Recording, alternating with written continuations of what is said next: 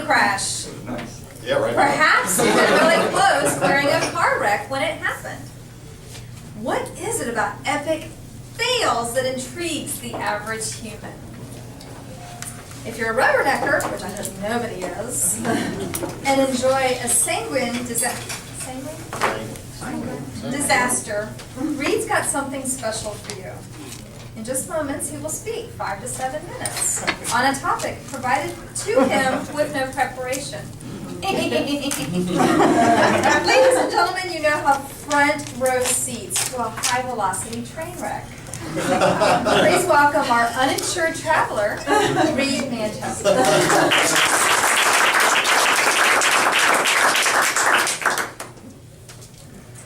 Oh.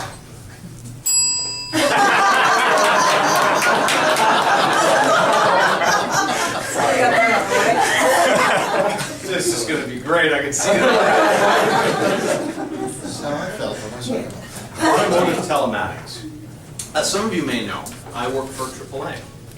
And I'm in the privileged position of having access to a great variety of information about automotive technology. Although I work in the information systems department, where we build websites, we also build technologies that interface with the car. You may have noticed a trend in the automobile industry in the last 5 years or so. One where the car has a computer, and the car has had a computer since 1984, but you and I didn't really see it. There was only one way to get access to that computer. There's a little port down the dashboard. It's called the OBD2 port. These days, however, we have a heads-up display. It's a screen that you even can get on a Hyundai. And that shows you where you're going on a map. It'll show information about the car, which is where you're interfacing with the car's computer, finding out what's wrong with the car, what's right with the car. Are your brakes worn out? The OBD2 port, on the other hand, provides a different way to access the car's computer. That is for third parties. Companies like Progressive, you may have heard for the last couple of years the many myriad Progressive commercials for the Snapshot product. And that's a small telematics device. Telematics is the passing of information over the airways from a vehicle to another system. And it uses cellular packet data, cell phone. So Progressive has put together this little Snapshot device. You plug it into your OBD2 port, and it allows them to collect information about you. Now, they can collect all kinds of information about you. How fast you're driving, where you are you braking hard? Are you accelerating too fast? Are you cornering hard? Wow. Why do you think they're collecting this information? It's for driver insurance scoring, risk-based scoring. Until now, insurance companies, risk managers, looked at America and all their insureds as one big happy pool. And they said, Scott is 6'2" and 174 pounds. Okay, no.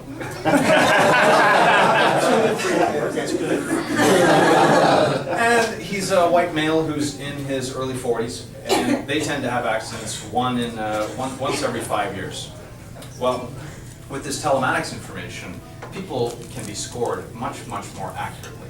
You can skip that whole demographic stuff, or you can mix that in, but you have information as to how specifically Scott drives his car. Very valuable, and it changes the way the insurance industry is scoring people. There are a lot of companies who are working today to use this kind of information, and it's a very exciting time for us as automobile owners because we have access to this information ourselves, and we have to be careful not to let Big Brother take that data from us. And there are different companies, that's right. There are companies out there, the manufacturers, who want to keep that data. They want total control over that data. They want to be able to force you to take your car and get it serviced at their dealerships. And that's why there have been a number of bills passing through Congress to try and prevent the car companies from locking down that information. Open up the information to that car's computer, and we all benefit. Close it down, and we all suffer just a little bit. What's really neat is the fact that your mobile phone is so much more than just a telecommunications device today. It has many of the same features of a progressive snapshot. It has an accelerometer. It can tell you how quickly you're accelerating and decelerating and cornering side to side. That's how you play video games on your iPhone. Because of that, different IT companies have been able to take that, build applications for the iPhone and for the other mobile devices that allow you to do the same type of risk scoring and analysis if you're driving. There are apps you can buy on the App Store right now that will allow you to become a better driver through coaching.